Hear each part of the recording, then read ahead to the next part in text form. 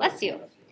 As we get started, so 6-1A, I'll just do a recap. If you were here, it's been over a week. If you were not here, you missed Friday's lesson unless you already made it up on Canvas. But it's when you have two curves, finding the area that is between the two curves, either on a given interval or if you're not given an interval, finding where the two curves intersect, finding the area between them. We know an integral is the area between a curve and the x-axis. So finding the area between two curves. Again, if you were here, you were taking the top curve and subtracting the bottom curve. That was the integral you were finding. So using an integral to find that area. Starting out with the first example for today, I'm going to show you there's really two ways you could work through this one. One way I would say is definitely preferable. It's faster, more efficient, and could be applied. Some cases you may have to use this method. Some cases like this one you could really go either way, but one way would involve one less integral than the other. So that's why there's a lot of room for this first example. I just want to show you two different ways you could do it. I'm going to graph the region they're talking about here on my calculator. If you have yours, you can graph along with me. Otherwise, if you just want to, I'll show mine up here if you just want to follow along that way too. So we're finding the area enclosed by this line, y equals x minus 1. And this parabola y squared equals 2x plus 6. Now, if you are graphing the region in your calculator, though, how would you graph y squared equals 2x plus 6? Square root it. And then how many curves would you get if you square root it? 2. So you would graph this as two separate curves. One of them would be y equals the positive square root of 2x plus 6. And then the other would be y equals the negative or the opposite of the square root of 2x plus 6. So really, if you're graphing this on your calculator, you're really graphing three different curves to get a picture of this region.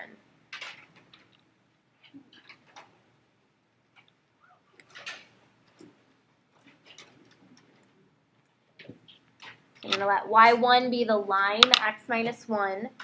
My y sub 2 will be the positive square root. And then the negative square root will be y sub 3. And I'll just do the standard window to start.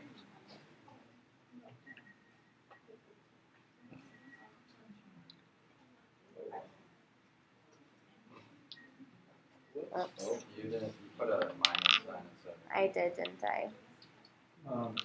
I know. Spring break. Cut me a break. I was actually in my mind thinking of reminding you to hit the negative and not the minus sign, and then I did that unintentionally. I know. Okay. Are you sick? I have a cold. Oops. I'm recovering. I know. Okay, so we have this region here. This is the region, the area that we are looking for between, really it is two curves, a line and then a right opening parabola, three functions, you could say, the area between these three functions. So I'm going to sketch this. You can see this on the graph. You could use the zero or the intersect features just to make sure. But as I graph this, this x-intercept we don't really need, but this x-intercept is 1. This parabola, the vertex is at the x value negative 3. So you can kind of see that here. You could, like I said, use the zero or the intersect feature to make sure it's negative 3, but it is. So I'm just going to draw this.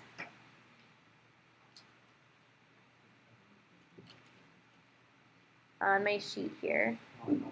I guess the vertex is really maybe more of a concern. It's helpful to know where that is.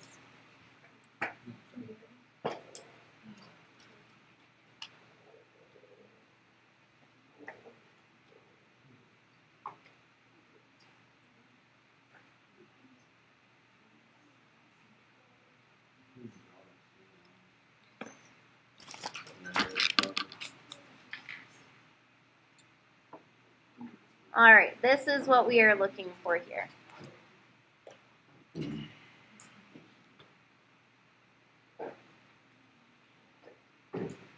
Okay, so like I said, I know some of you weren't here Friday, the Friday before spring break. If you were, what is it, if we wanted to find the area between these two curves, what is it that we would need to find? So top curve minus bottom curve. We also need, so we would need to identify what curve is the top curve, what curve is the bottom curve. But we have an integral from, we need a lower and an upper bound, so we need the intersections. So we would need to know where those intersections are occurring. I would use the intersect button. I mean, remember we could set up equations and solve them by hand to find exactly where those intersections occur. You may need to do that if it's an AP problem that doesn't allow you to use a calculator. But we did that for an example on Friday as well. But here, careful when you're using the intersect feature for these because you do have 3 functions on your graph. So if you're using, I mean, the up and the down arrows switch what curve your cursor is on. Oh, actually, I just did that incorrectly. So I'm getting this top curve actually where the line and then the positive square root intersect happens at 5, 4.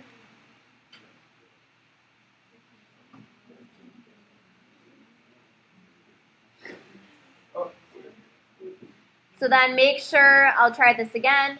If I want this bottom intersection, it's always telling me my second curve is what I entered in as y sub 2.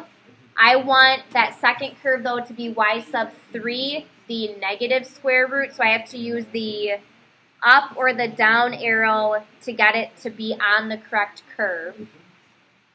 So left and right moves your cursor along a curve, up and down switches what curve your cursor's on. But that intersection happens at -1, -2.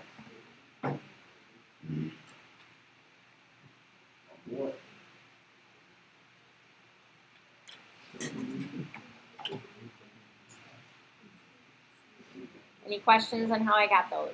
Or if you're having trouble on your calculators getting those?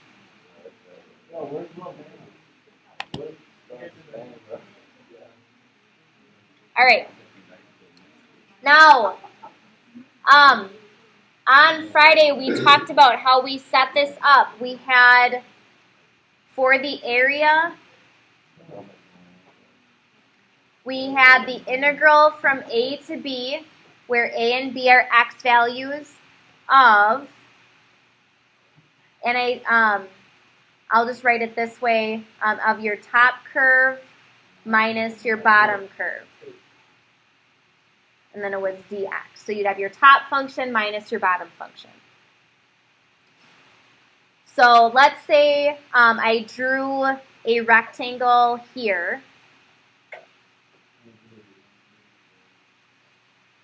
Okay, at that point, what is the top curve?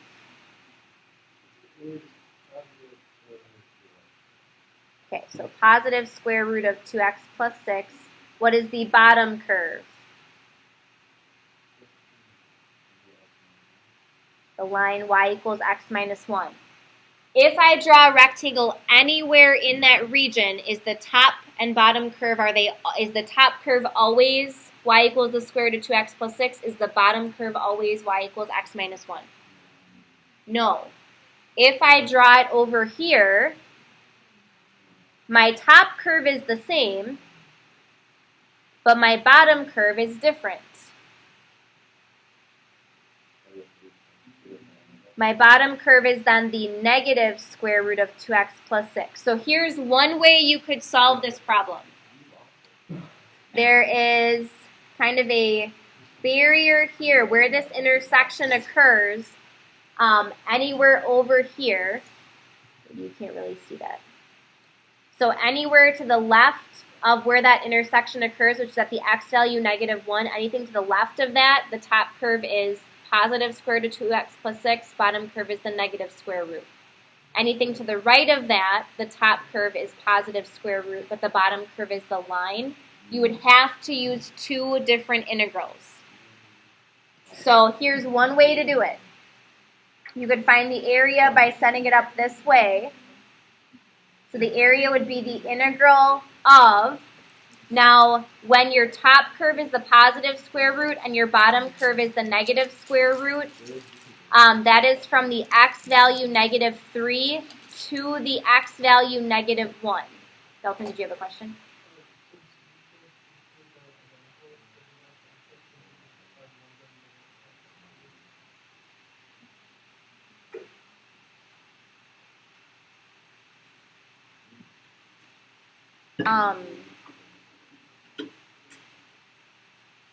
Just for this part, you could, like, find the integral of the top one and then double it.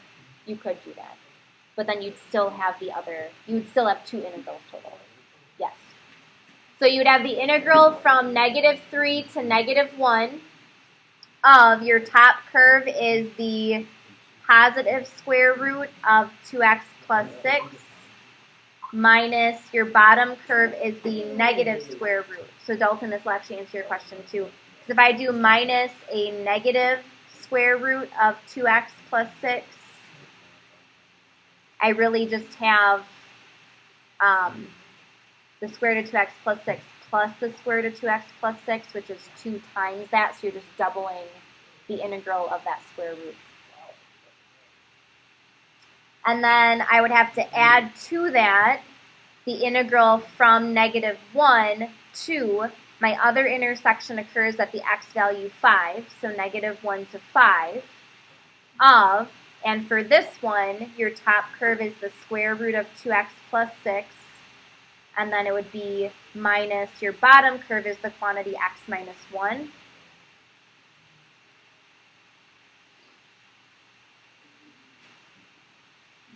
Okay, so that's one way to find it. Yes, you could definitely, you'd want to simplify both of those expressions before you actually found the integrals. If you were allowed a calculator, you could type it into your calculator, not a problem. However, there is a way to find this area using one integral, not having to use two. So this is one way to do it. Here's the second way. I'm going to just redraw. This is up to you. If you want to do this on your sheet, I'm going to redraw since I drew a bunch of stuff up there already. I'm redrawing the same region.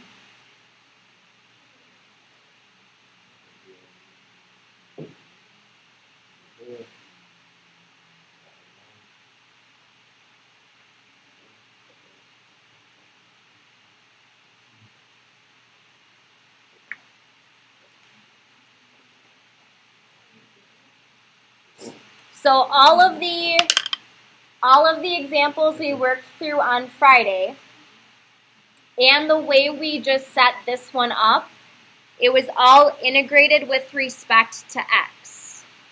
So the limits of integration from a to b, those limits were x values. The function, the top function, the bottom function were always with respect to x. The variable in the integral was x. You also have the option of integrating with respect to y, meaning if you're drawing in a rectangle, rather than drawing it vertically, top to bottom, you would draw it horizontally, left to right. Because if I draw a horizontal rectangle, right, if I draw in a horizontal rectangle, I'll move this up here. Yes, so I'm going to just put here integrate with respect to y, and that would be using a horizontal rectangle. What this means is everything then has to be in terms of y. So you may have to rewrite your functions. In this case, you will have to rewrite both of the functions. So it's x equals something with respect to y. But we can get away with that because here, rather than doing top minus bottom, you do right minus left. The right curve minus the left curve. So notice anywhere I draw this rectangle, my right curve is always this line. My left curve is always this parabola. So I'm just going to put here, it is written down here as well. I'm just going to write it slightly differently, and they use the limits of integration as c and d since they're y values. A and b usually represent x values. So you would have the integral from c to d, so y values, of your rightmost curve minus your leftmost curve, and then it would be dy. So your variable in the integral has to be y.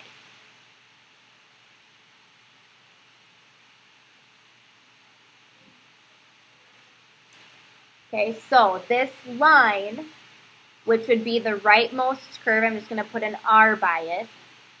That rightmost curve was given to us. This is how the equation was given, y equals x minus 1. That means before I substitute this into my integral, I need to solve this for x so that it's in terms of y. So if I solve this for x, that I would add 1 to both sides, so I would have x equals y plus 1. The y plus 1 then is my right curve. I'm going to worry about the limits in a minute. So my rightmost curve is y plus 1, and then I would have minus, and I'm going to have to fill in my leftmost curve. The parabola that was given to us, the equation was given as y squared equals 2x plus 6. And this is nice because now you don't have to deal with square roots at all. Solve this for x. So I would subtract 6 from both sides. So y squared minus 6 equals 2x. And then divide everything by 2. And rather than writing y squared over 2, I'm going to write that as 1/2 y squared minus 6 divided by 2 is 3 equals x. So then my my leftmost curve, is the quantity 1/2 y squared minus 3 dy. Make sure you are subtracting the whole quantity. That subtraction sign would have to be distributed. And then also, we already had found our intersection points before. I'm just going to relabel those. Your limits of integration then should be the y values, not the x values. Everything should be in terms of y. So now the integral would be from -2 to 4.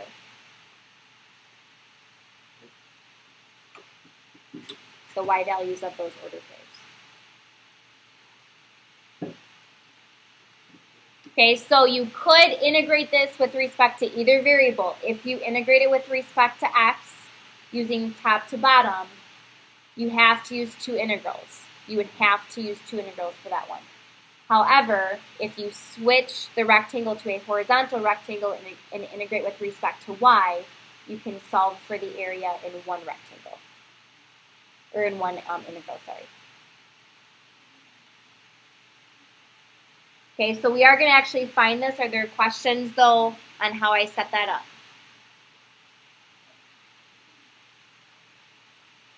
Okay, and that might just take some practice recognizing how to do it, when to do that, when it's easiest to do it. So from here, I'm going to simplify this. I'm going to solve this by hand. Integral from -2 to 4. We would have, I'll write this in decreasing powers of y. I'm going to have a -1/2 y squared. I'm just going to write that first.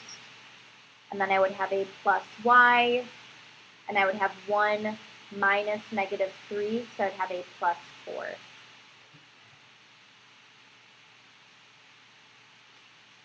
So simplify the expression if you're not using a calculator to find it. And then What do you have to find when you solve an integral? Antiderivative.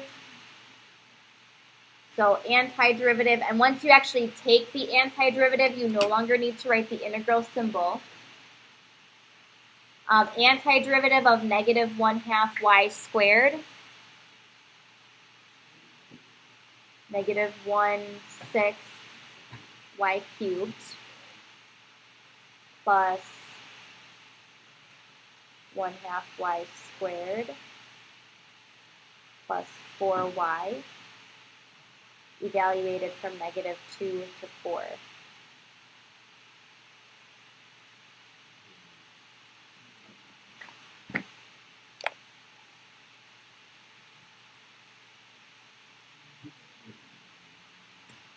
Okay, so here, if we substitute 4 into this,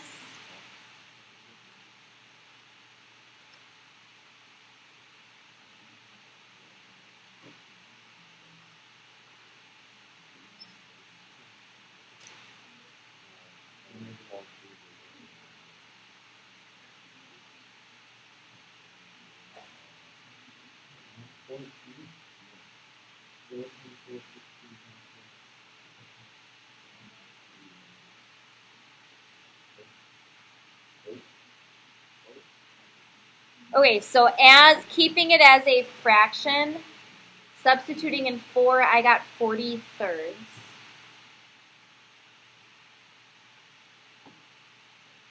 And then I would subtract what I get when I substitute in negative 2.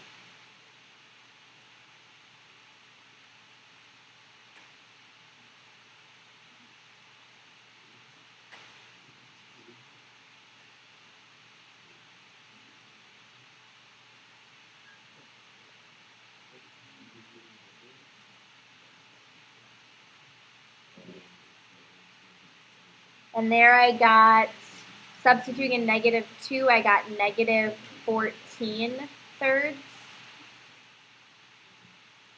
So it's really 40/3 plus 14/3, which is 18.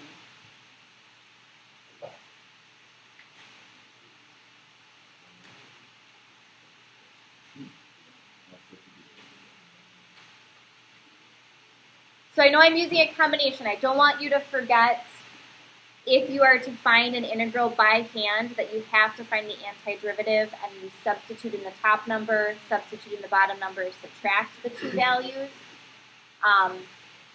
But yes, really, if you are allowed to use your calculator at all, you would just type this into your calculator and have your calculator give you 18. Just don't forget the process. I would still find it by hand to make sure that you can still do it that way. You know how to work through that. Okay, so what this bottom part explains before we get to the last examples, just like I talked about, some regions are best treated by regarding x as a function of y using a horizontal rectangle, so you have a right curve and a left curve instead of a top and a bottom. So if your region is bounded by curves with the equations x equals f of y and x equals g of y, so just with respect to y instead of x, the y values c and d, f and g are continuous. This is kind of the same definition, just in terms of y. This is what we had just used for our integral. And then this is showing what we just talked about. When it says the x sub r minus x sub l, that's the right minus the left. X sub r would be the right curve, x sub l would be the left curve. And for whatever reason, every year students want to do the left curve minus the right curve. So in your mind, just think on the x-axis, the right side is where the positive values are. The left side is where the negative values are. So it's right minus left because you want the more positive, the larger numbers minus the smaller numbers. Just like top minus bottom, top has higher y values than the bottom. Okay, that's example 1. Now examples 2 and 3, that's example 1. These are just some different cases. So rather Example 2, for instance, is more of just an example. I just want it to be helpful to you, giving you a hint for something you could use when it's appropriate. It says find the area enclosed by y equals the absolute value of x and y equals x squared minus 2. So again, I would graph the region. Remember, on your calculators, you can, or there is an absolute value function of sorts. So if you go to, when you're in y equals, if you go to math, arrow over to NUM, it's the first option, ABS, for absolute value. So absolute value of x. And then the other one was x squared minus 2.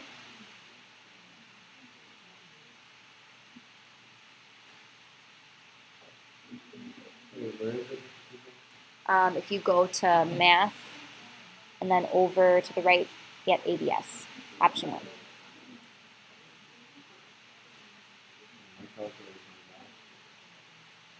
So here's your region in between those two curves. I'm just going to make a sketch of that on my sheet.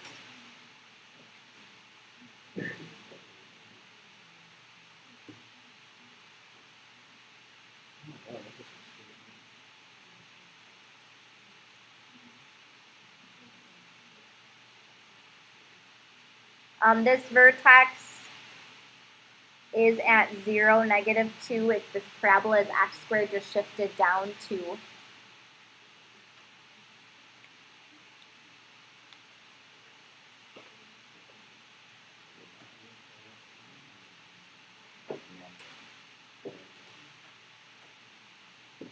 So now when you work through examples,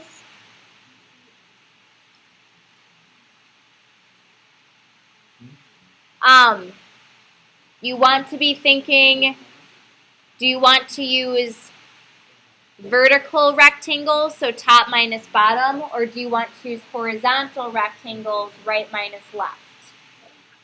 So looking at this region, do you think it makes more sense to use vertical rectangles or horizontal? Vertical would probably make more sense.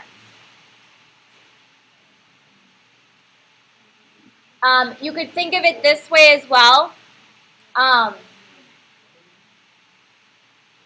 If you use vertical rectangles, is your top curve the same the whole time? Is your bottom curve the same the whole time?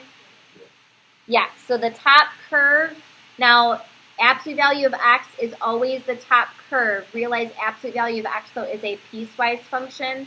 This side is y equals positive x. This side is y equals negative x. However, you can use only one rectangle or one integral to find the area of this region. You don't have to use two because both of these functions are even. They're symmetric over the y-axis. So that means the area that's on the left side of the y-axis is equivalent to the area on the right side of the y-axis. So what you can do, I'll show you two different ways to do this. You could use two different integrals. We actually do need, did anybody find where these intersect? Okay, so, and we just need the x values. You could use two integrals, again, if you were using the separate top functions of the left one has a top function of negative x, the right one has a top function of x.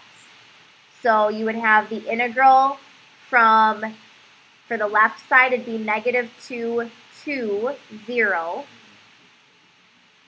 of the top function is negative x minus the bottom function is the parabola, the x squared minus 2, that quantity, the x. And then you'd have to add to that the integral from 0 to positive 2. And that top curve is x minus the bottom curve is the quantity x squared minus 2. Okay, so you could use two separate integrals. However, these two integrals will be the exact same value because, like I said, the area on the left of the y-axis and on the right of the y-axis, those areas are equivalent.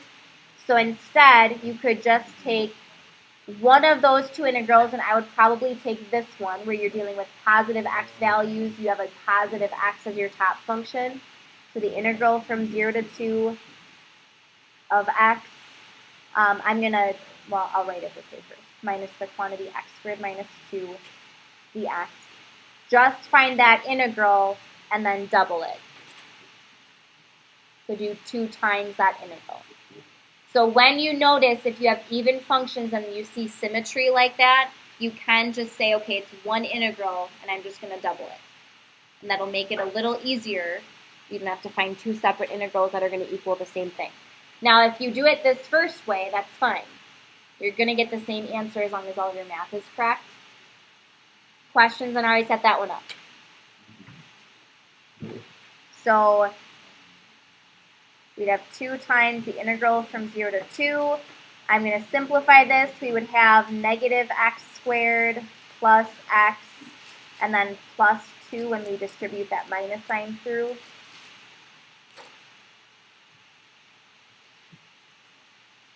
So 2 times, find the antiderivative.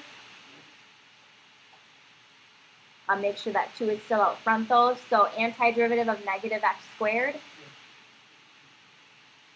Negative 1/3 x cubed plus 1/2 x squared plus 2x. And that's evaluated from 0 to 2. Nice thing here is you really just have to substitute in the 2, because if I substitute in 0, it's just 0. So I would have 2 times, if I substitute in 2,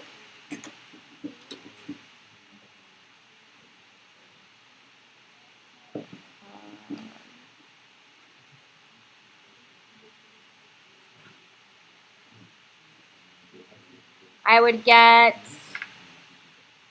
10/3. So then if you double that, 20/3 would be the exact area. And you could see again, if you went back and you found both integrals, this integral would also be 10/3. So it's just, again, 2 different ways to set it up. I'm trying to show you that you could use, or you could get away with one integral for that one as well.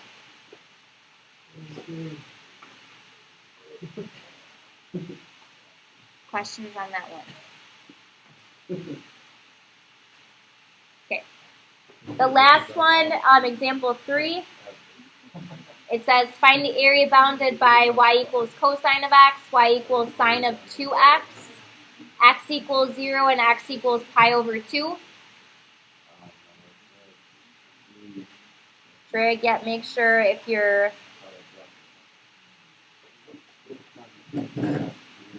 using your calculator, you are in radian mode anytime you deal with trig. Trig graphs, trig values.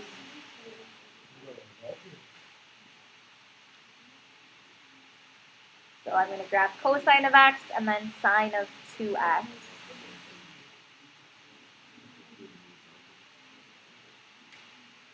And then I'm going to restrict. Well, actually, what I'm first going to do, I'm going to do zoom and then 7. Zoom trig just gives you a nice y-axis, x-axis as well. However, what I should just do is stop this here. If something's graphing, I found if you just hit on, like don't hit second first, just hit the on key, it will stop it. So I want to go to my window and just restrict my x values, 0 to pi over 2.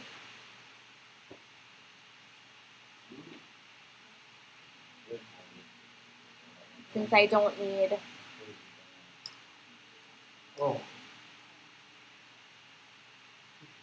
Okay, so cosine of x, graphed first, here's sine of 2x. Why is it going so slow?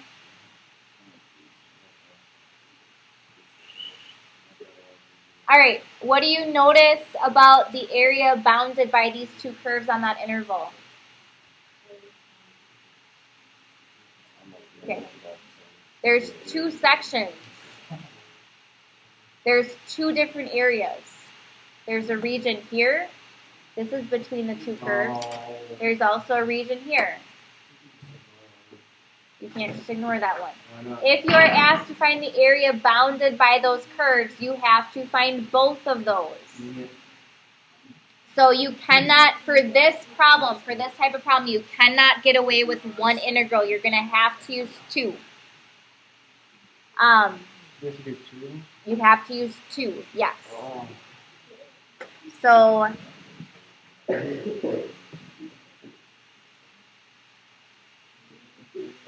I'm just going to make a sketch here. This is cosine, and then sine of 2x kind of came this.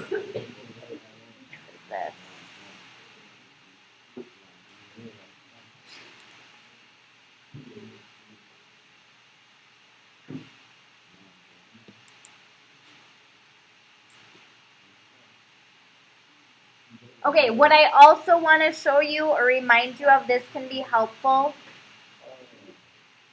So we need to know where they intersect. I know this starts at 0, ends at pi over 2. That interval was given to me. But I need to know where they intersect.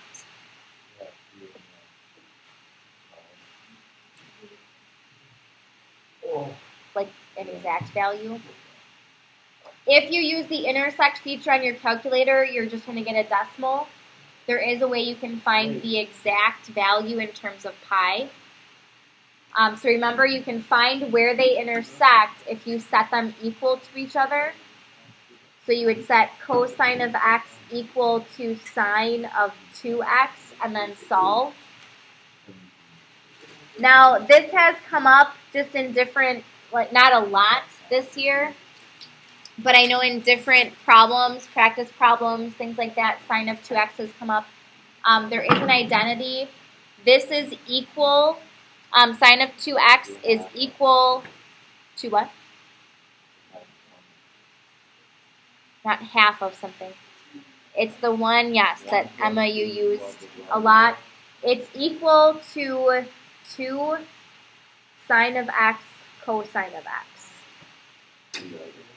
Do you have to memorize that? No. Could it be helpful? Maybe. Does she know that? I think maybe. Ask her. So cosine of x, I'm going to rewrite this then as 2 sine of x cosine of x because that helps me solve this equation for x. I can divide both sides by cosine of x. So then the left side is just 1 equals 2 sine of x. Divide both sides by 2. So I'm looking for where sine of x is equal to 1/2. So on the interval from 0 to pi over 2, what angle does sine equal 1/2 at? What? Pi over 6, yes. 30 degrees, which is pi over 6.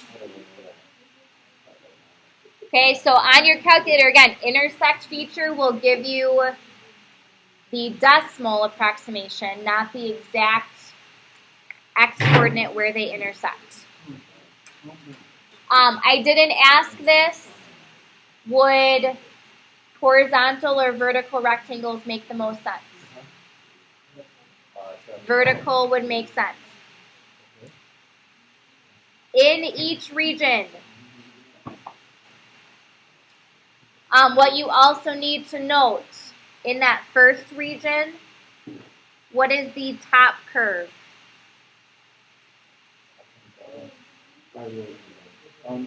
Cosine of x. And the bottom curve was the sine of 2x. What about that second region? What's the top curve?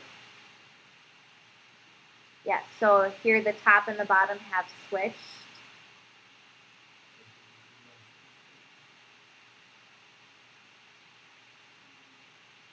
Okay, so I know I just want to have time to show you how to set this one up. Actually finding the integral you could use your calculator for, or we've gone through how to do this by hand.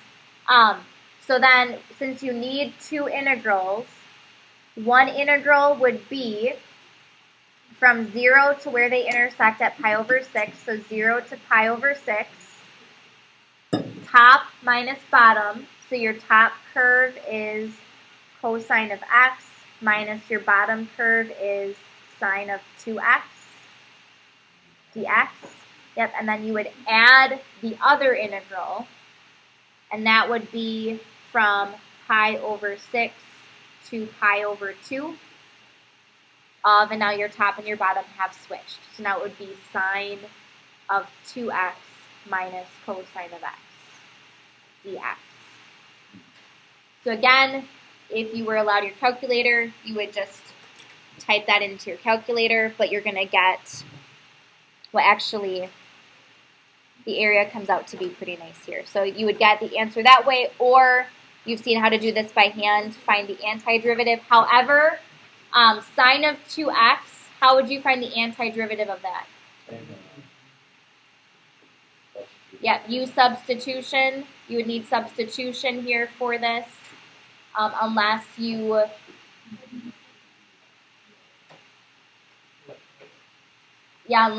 just think about what would give you the derivative sine of 2x.